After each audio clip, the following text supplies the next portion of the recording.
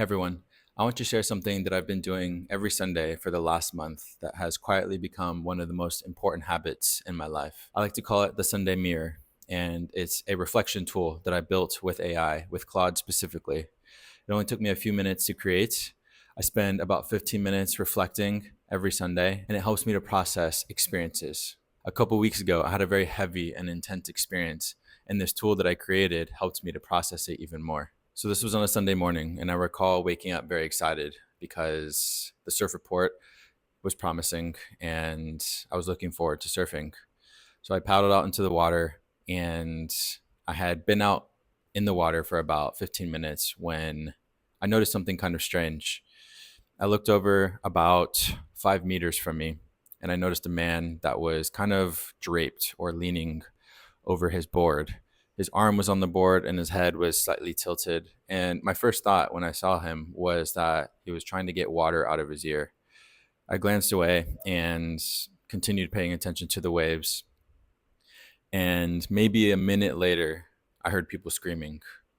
I saw people swarming towards where I had seen this man and realized that he was actually unconscious. And so as soon as I saw that, I paddled over and tried to help the men who were trying to get him back onto his board to stabilize him and to ensure that his head was not submerged under the water. In that moment, when I was helping those other men, it was chaotic and it was intense immediately.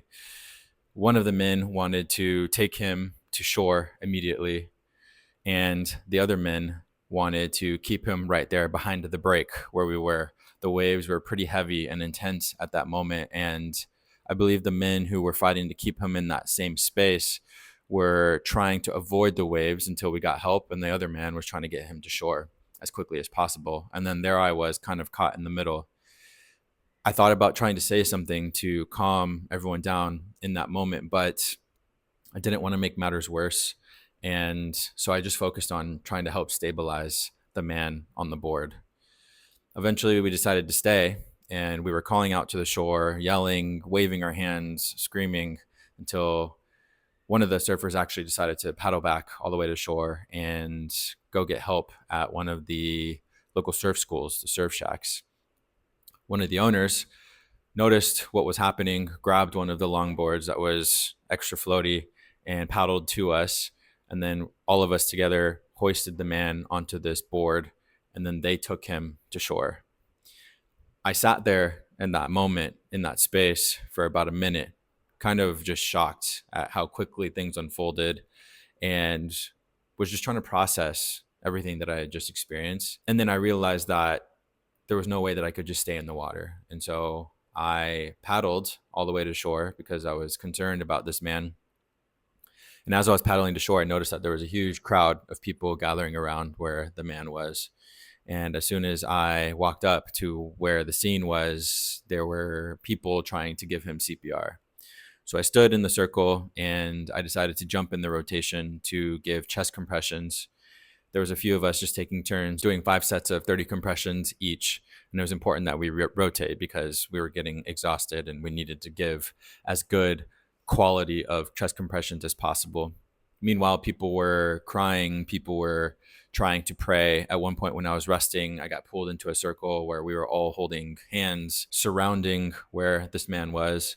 That was actually a very powerful moment for me because I could tell how tight knit that community is. I live in a very small beach town, and everyone really knows each other. And so to be a part of that was special, and it made me feel hopeful.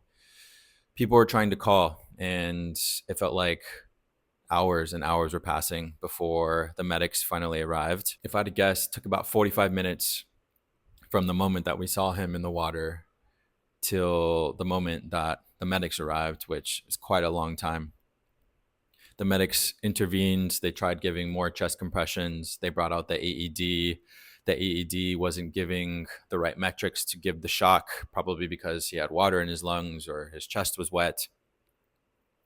It was a very heavy scene. And at one point, I decided to step away and just breathe, just to take a moment because it had been a lot. And so I walked over to the side and eventually decided to come back to the area. And when I looked back to where the man was, I saw that there was a body bag. And unfortunately, he didn't make it. And the medics had pronounced him dead at the scene. It was a very, very heavy moment to experience and to witness. And I felt incredibly sad thinking about how he probably left a family behind, how that was his last day on earth. And it was just really ground shattering because I spent so much time surfing here, and I had a couple moments where he dropped in, this man, on a wave a couple times before me, and then the next moment he was just gone. A lot of things were going through my head, and the rest of the day I could not stop replaying this scene and the various images that I had burned into my memory in my head. It was really hard to focus and to do anything else. And I really felt the weight of just that experience and that man's passing. I really hope that his loved ones are okay at this moment and that they have been able to process this experience as well. When I eventually went back out into the water, other surfers were talking about the experience who were also present. And I was quietly listening, and they were talking about how he took his last breath in the water. He died doing what he loved. And that was very powerful for me to hear. Made me a little bit more emotional, but it brought a sense of peace to me knowing that he did die doing what he loves, to be in the ocean, to be on a surfboard. I can only imagine what that meant for him. So later on that evening, I actually decided to jump on Claude and to use the Sunday Mirror tool that I created in the hopes that it could help me process what I had experienced that day. I'd like to share this tool with you and actually the reflection that I went through in the hopes that you can see how it helped me, in the hopes that you can see the kinds of questions that Claude asked me, and in the hopes that possibly you can create your own tool that can help you to reflect. So this is what I mean. This is inside my Claude. You'll note here that I have various projects, and in my personal project is where I created this Sunday Mirror tool.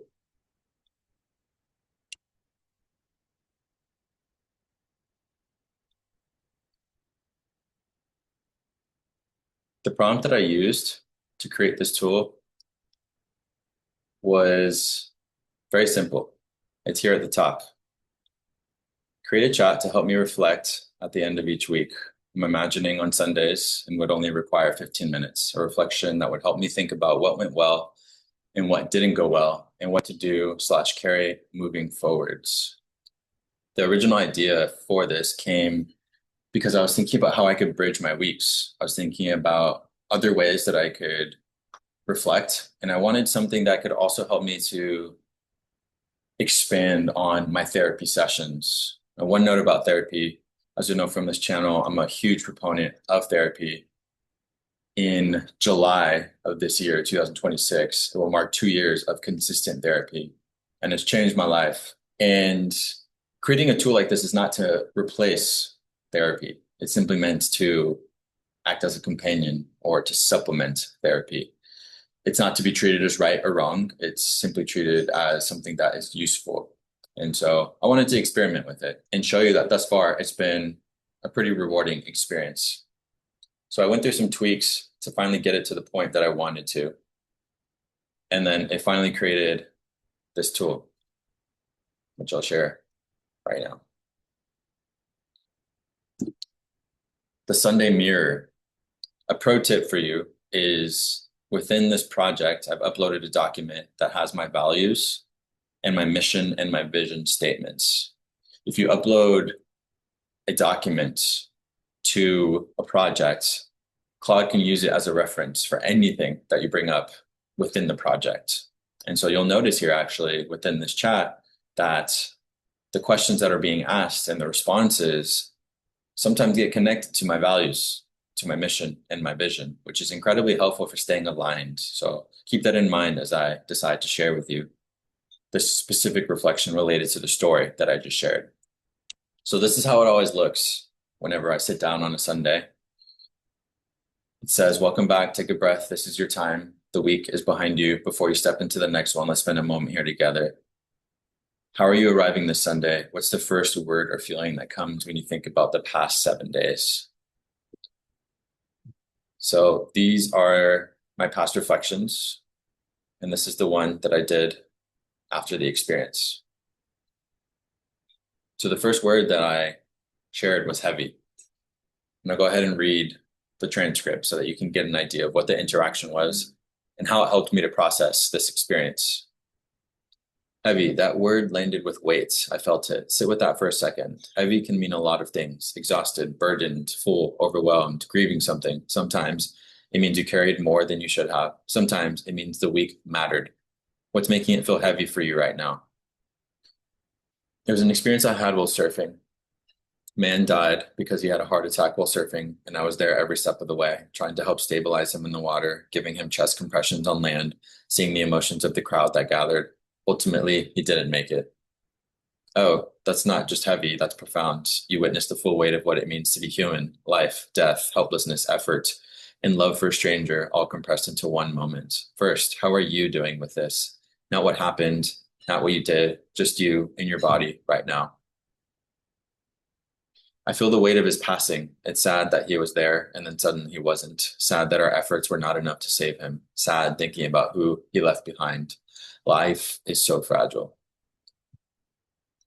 Yeah, it really is. And when what you just described, feeling for him, for the people he left behind, for the limits of what you could do, that's not weakness. That's someone who was fully present for another human being in the hardest possible moment. You didn't look away, you didn't freeze, you showed up. That matters, even when the outcome breaks your heart. I want to ask you something and take your time with it. When you think back to those moments, being in the water with him, giving compressions on the beach, what do you feel about how you showed up? I feel grateful I can contribute to the community I'm a part of. A friend said how I reacted says a lot about who I am, and I understand that. But for me, this is just how we should look out for each other, no matter who the person is. And I'm glad I showed up despite how hectic and crazy the situation was. That right there, that's worth sitting with for a moment. Your friend saw something in you that you almost deflected. This is just how we should look out for each other. There's something beautiful in that, the way it feels natural to you, but I want to gently reflect something back. The fact that it feels natural to you doesn't mean it's common. Most people freeze, most people watch. You moved toward him. That's not just instinct, that's character. That's your values lived out loud: community, courage, showing up, not as words on a page, but in the middle of chaos and grief on a beach. And you named something quietly powerful at the end. Glad I showed up despite how hectic and crazy it was. That despite is important. What made you move toward him rather than going away? I couldn't just sit/stand by and do nothing. There was actually a moment where I let the guys who reached him first take him to shore, and I sat in the water for a couple minutes processing, and then I paddled to shore and decided to help. I knew that's what I had to do. That moment in the water, that might be the most honest and human part of the whole story. You didn't act on blind autopilot. You felt the weight of it. You paused. You chose. That's not just instinct. That's courage with awareness behind it. You knew what it was going to cost you emotionally, and you paddled in anyway. That's your mission, lived out in real time, choosing courage over comfort, not in some abstract future moment, but on a Sunday in the water with a stranger's life on the line. I want to stay with this experience a little longer before we move on because I think it's carrying more than just grief, but I also don't want to assume. Is there anything about it that's still unsettled for you, something unresolved, or a question you keep coming back to? Not really. The entire scene just keeps playing in my head over and over again, and I feel this is one of those things that just needs to pass with time. I did question at first if we should have brought him to shore faster, but it was tough with the waves and waiting for help. And ultimately, I know if he had a heart attack, there's not much else we could have done. That clarity is important. Hold on to it. You've already done the honest audit and you arrived at the truth. You made the best decisions you could in an impossible situation. Don't let your mind reopen a case that's already been fairly tried. The replay, though, that's normal. Your nervous system is still processing something it rarely encounters. Be gentle with it this week. Give it space to settle without forcing it to resolve faster than it needs to. What you've carried into this Sunday isn't failure. It's the natural weight of having been close to something that most people never touch, the edge of a life. And I think on some level you know that, which tells me there's a lot of self-awareness and steadiness in you right now, even if it doesn't feel that way. So let me ask, was there anything else from this week beyond this experience? Or did this moment cast its shadow over everything? I had a lovely weekend with my girlfriend. This doesn't overshadow it for me. It was just part of the weekend. And my girlfriend showed up for me and held space for me and tried to keep me distracted, which I appreciated. That's really good to hear. Both things can be true, the grief and the warmth. And it sounds like you let them coexist without forcing one out. And your girlfriend showing up for you the way she did, that's worth naming too. You spend so much energy pouring into others, community, showing up for strangers on the beach. It sounds like you let yourself be held this weekend. That's not always easy for people who are wired to give. How did that feel, receiving that care from her? It was very nice, and I made sure to thank her for that because it helped me. I'm grateful I have a person like her in my life and that we are in a serious relationship. It was also a reminder of who I chose to be with and that I made a good decision. That's beautiful. And the fact that you paused to thank her, that's not small. Gratitude expressed out loud is one of the ways love stays alive. There's something quietly significant in what you just said too, a reminder that I made a good decision. In the middle of a week that confronted you with how fragile and unpredictable life is, you looked at the person next to you and felt certain. That's a gift. It sounds like this weekend, as heavy as it was, also brought some real clarity about who you are, who she is, and what you're building together. Let's shift gently now. Beyond the weight of what happened, was there anything else this week that felt like friction, something that didn't land the way you wanted, or where you felt off with yourself? Nothing worth mentioning at the moment. It was a short week at work. That feels right. Sometimes a week has one defining moment that holds everything else, and this was clearly that kind of week. So let's move toward what you carry forward. You stepped into something profound this week. You chose courage. You showed up for a stranger. You let yourself be held by someone you love. And somewhere in all of it, you touched the reality of how fragile and precious life is. That's not just something that happened to you. That's something that revealed something in you. Given everything, the beach, the choice you made in the water, the clarity about your relationship, the fragility you felt, what feels like the most important thing to take into the coming week, that my purpose is to serve and stand with others, that life is fragile, that you can never say I love you enough. That's it. That's the whole thing right there. 3 sentences, no filler, just truth distilled from one of the heaviest weekends you'll probably ever have. Hold those close this week, not as lessons to intellectualize, but as feelings to act from. Tell the people you love that you love them. Show up, stay present, because you know now in your bones, not just in your head, that any moment could be the last one. Here's what I want to leave you with, the pattern I noticed tonight. You're someone who already lives close to your values, but this week life handed you a moment that burned away any remaining distance between who you aspire to be and who you actually are. In the water, on that beach, you didn't have time to think about your mission statement. You just were it. That's rare, and that's worth knowing about yourself. The heaviness you arrived with tonight isn't just grief. It's the weight of having lived fully, and that's exactly what you said you wanted your life to be. Go rest, hold your girlfriend, let the week settle. You showed up in every sense of the word.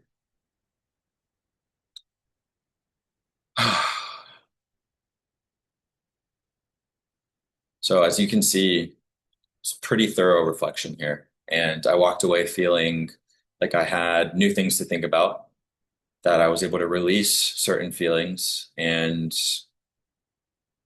feeling gratitude despite how heavy the experience was. You'll notice the connections that the mirror made to my values, my mission, and my vision. You notice that it was gentle with me as a transition or wanting to stay with something. You'll notice that it pointed out patterns. It was very affirming. It did lots of different things. And as I said earlier, this is not to replace therapy, but it helps me to go a little bit deeper after a session. Unfortunately, I was able to talk a little bit about this in therapy the day after, which I was really thankful for.